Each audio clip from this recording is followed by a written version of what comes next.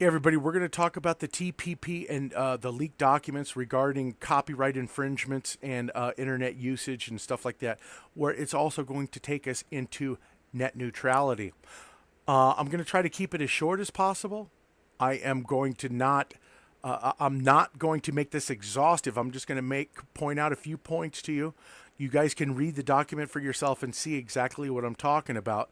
But before I get into all that, I want to talk to you about this video that came out by Grindle61. China asked the world to impose a code of conduct for the internet. Well, do you notice how they don't specifically say exactly what code of conduct that they are suggesting? Now, if it's anything like the code of conduct that China uses with their own people there, they're restricted from being able to speak out against the government. They're not permitted to visit certain sites. So why is exactly China making demands that the rest of the world impose a code of conduct on the internet? They already have the ability to block out what they want to block from their people being able to access that stuff that they don't want them to see. That's not freedoms, people. That doesn't give you the First Amendment to learn what you want, to view what you want, to say what you want. And China has no business suggesting to any country that they impose anything that will hinder the rights, especially of the American people. If this government even thinks about entertaining any suggestion by China by imposing a code of conduct on the internet, know that your government is looking to screw you without lube. Understand? Just letting you know that I don't know exactly how this is going to play out, but let's take a look at the TPP, shall we? Like I said, I'm not going to make this exhaustive, just going to make a few points. Understand, in this document by the TPP, throughout the whole document, we're talking about the whole TPP, none of this was formed or was mapped out with any American citizen in mind.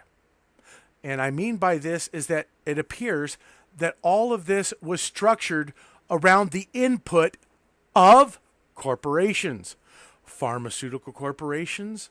Talk about internet service providers. We're talking about telephone companies, Verizon. All of these different corporations know exactly what is in these documents, right? Pharmaceutical companies had input about the exclusivity rights between the 12 nations. That means that they had input in these documents. So tell me, isn't it the American public that voted these individuals into office to look out for the best interest of the American public? So why is it that corporations had all this input in the structuring of these deals in the TPP with the 12 nations? That means that our government is actually looking out for the interest of the corporation and not for the American public. I want everybody out there who may be listening far and wide to understand what this means.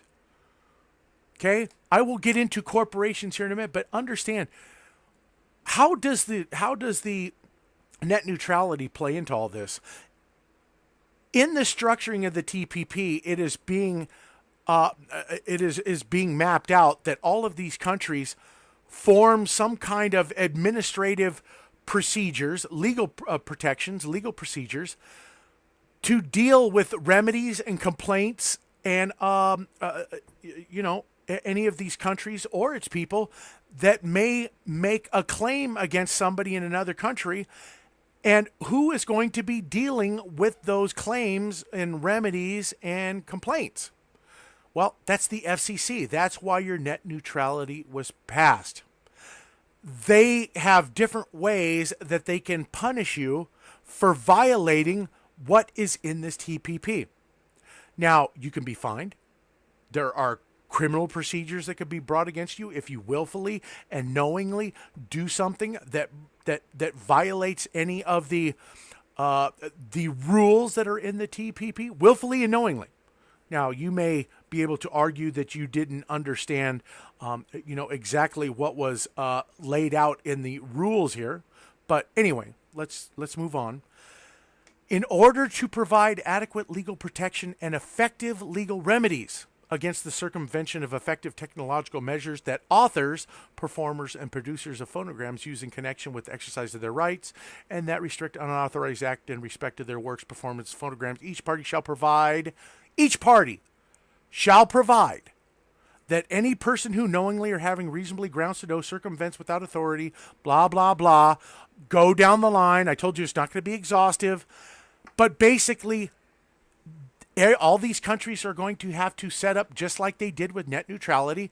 The FCC is going to be dealing with any claims, remedies, and complaints administratively and criminally against any person where a claim is made against them for violating any of these copyright rules.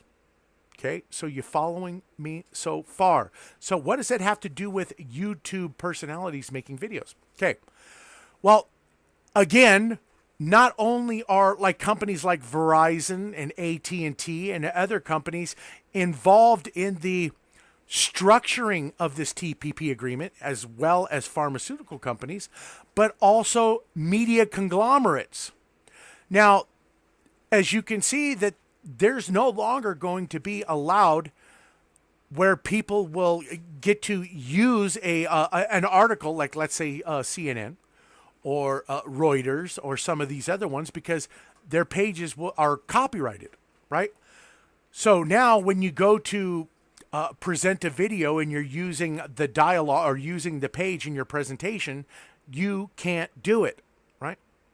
And that's stated right here in this 3.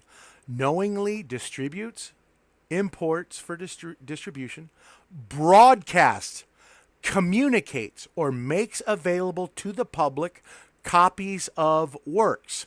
So if a news article is a work of the reporter who wrote the article, you will not be able to display it or communicate to the people on this platform like we do now. So I'm thinking that if this passes and we have no other choice, because I don't believe people are going to stand up and do anything about all this. So what can be done about all that? Well, I think that we could be able to there are some very trustworthy channels on here who report to you the news, and they can do it just like they do with the 5 or 6 o'clock news. These media outlets where they're sitting there at the desk and telling you how, this guy shot up, blah, blah, blah, down, down Broadway Street or whatever. And they don't provide any links, but they tell you the news, and a lot of people just sit there and eat that up, right? Because a lot of it's a bunch of hocus bullcrap. But there are trustworthy people here on YouTube that if they report it just that way, you would be able to verify the information that they're sharing with you, because you still have Google, because they will have exclusive rights to be able to link the news stories on their search engines, because all these companies will grant them that right. But I guarantee you, they're not going to grant the right to people who are going to be speaking out against the propaganda and all that other good stuff, right? And Drudge already stated that he's going to be pretty much done. He will not be able to link stories on his site, right? Okay, so each party shall provide for criminal procedures and penalties to be applied where any person is found to engage willfully or for the purposes of commercial advantage or financial gain. So how does a party provide for these procedures? The United States already has. The FCC, you violate any of this, they have different things that they can implement against you. Now, you could be fined. You could be, you could have your right to, access the internet removed due to your internet service provider. They can do that. There's different things that they can do, right? If you knowingly violate that. When you get to the net neutrality documents that everybody has pretty much become aware of over quite a few months since last year, notice that some of the verbiage in here is access to all lawful destinations on the internet. Well, who decides what's lawful and unlawful? Do you understand that in this administrative procedures, the APA Act, they will have the right under this net neutrality to decide which websites you can visit. They will deem what is lawful and what is not. I think that it's pretty much clear that you're not supposed to be going to check out child porn. You're not supposed to be checking out how to create bombs out of fertilizer or something like that. I can understand that. But do you see how they're leaving this so broad that you don't know exactly what's going to become unlawful?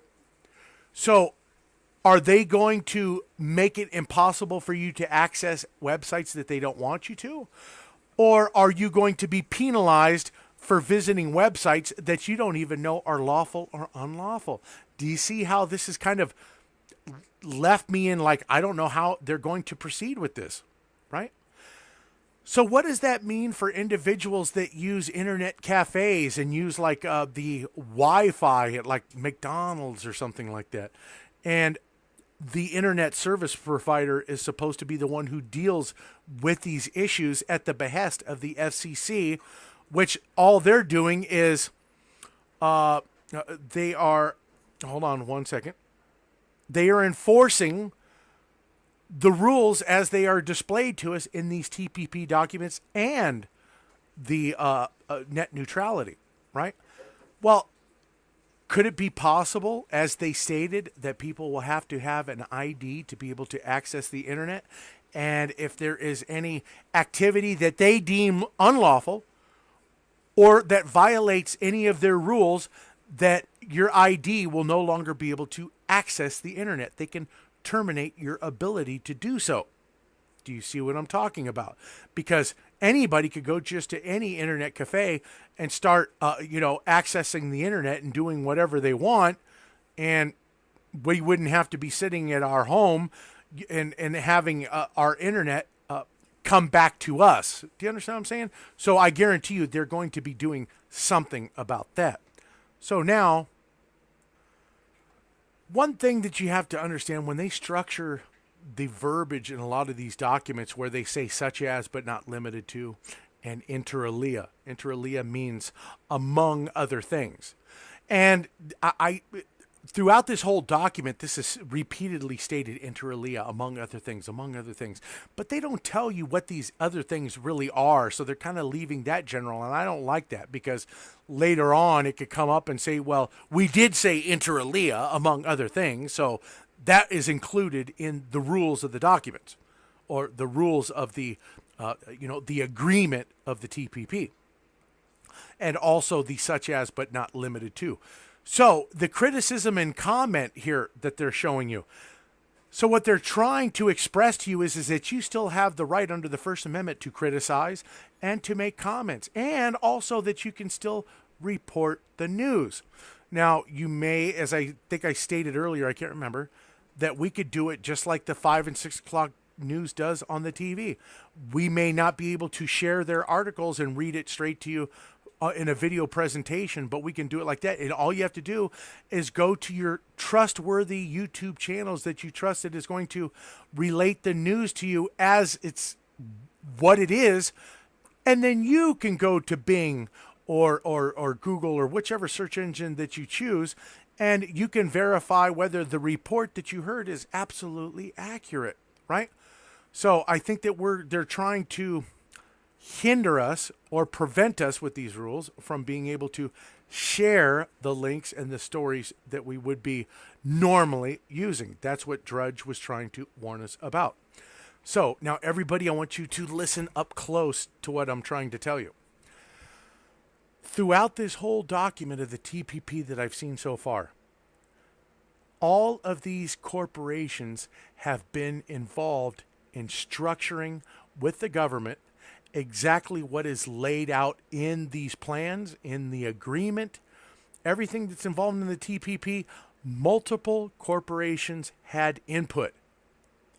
Now, last I recall, it is the American public that has the vote on who is put into political office to represent the American people. It is not the corporations. But if you look at this document, you will get the understanding that the American people right here were not consulted about anything in this agreement. Why is it that the corporations have all of the say on how something is structured in the TPP when they are the ones who are being, their interests are being looked out for by the government, but the American people's interests are being ignored? Do you understand that? And this is not something new, folks. Back to the time of the Civil War, when you had like Charles Schwab, Carnegie, Vanderbilt, J.P. Morgan, all of these corporate financial corporations, railroad magnates, all of the other ones, they had a say with the states and the federal government as they built their businesses, and the corporations became, yeah, that's right, one of the main powers in the government. Do you understand that? Okay, so you could see that right here.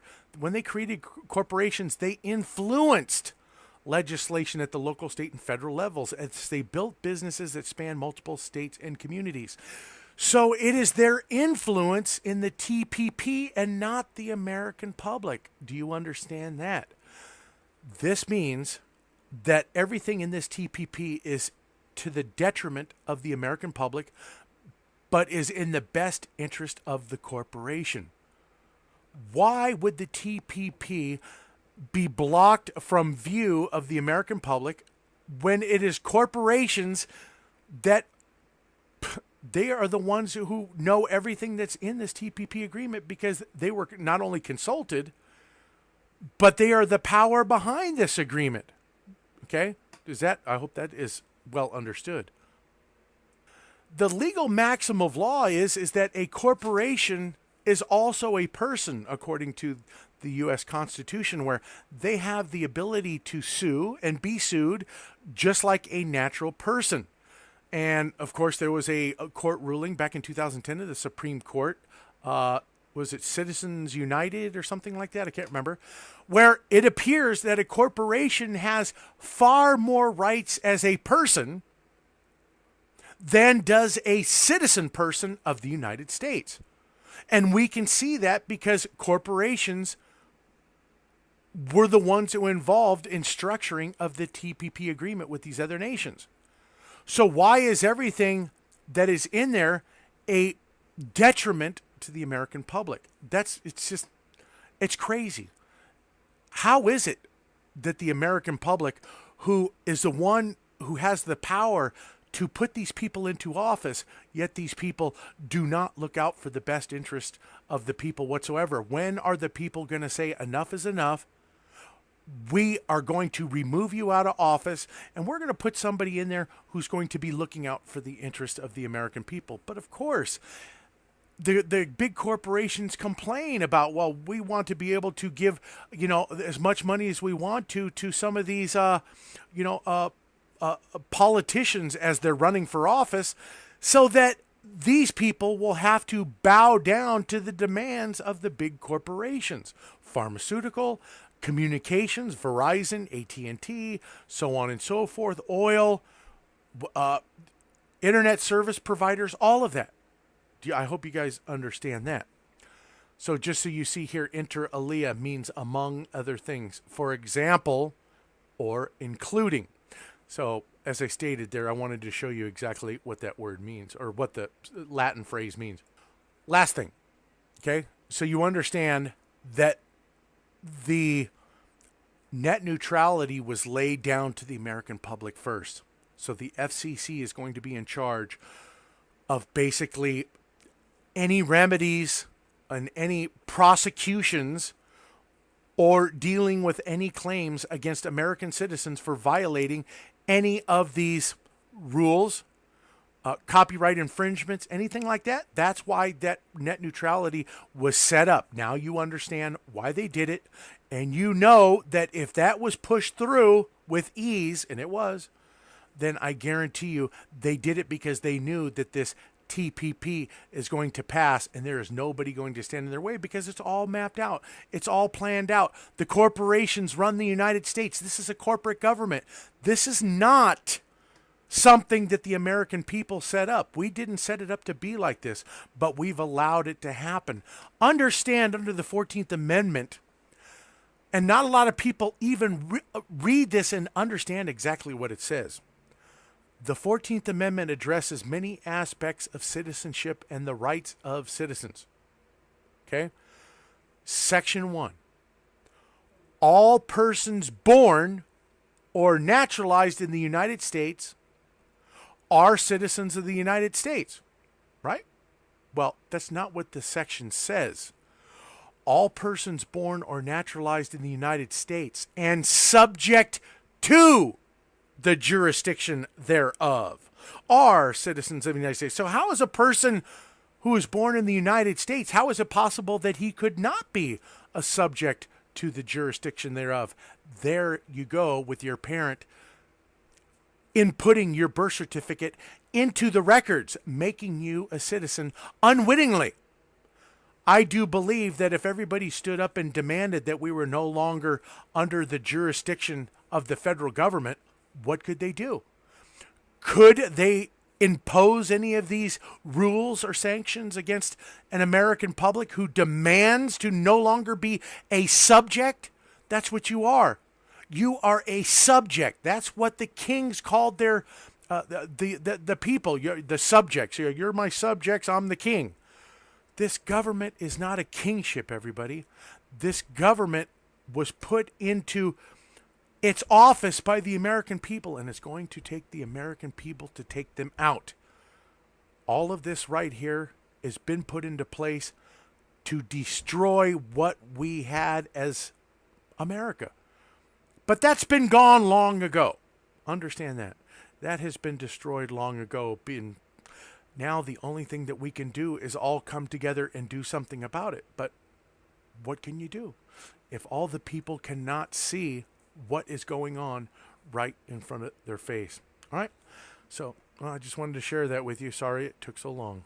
Different corporations know exactly what is in these documents, right? Pharmaceutical companies had input about the exclusivity rights between the 12 nations. That means that they had input in these documents. So tell me, isn't it the American public that voted these individuals into office to look out for the best interest of the American public? So why is it that corporations had all this input in the structuring of these deals in the TPP with the 12 nations? That means that our government is actually looking out for the interest of the corporation. Learn what you want, to view what you want, to say what you want. And China has no business suggesting to any country that they impose anything that will hinder the rights, especially of the American people. If this government even thinks about entertaining any suggestion by China by imposing a code of conduct on the internet, know that your government is looking to screw you without lube. Understand? Just letting you know that I don't know exactly how this is going to play out, but let's take a look at the TPP, shall we?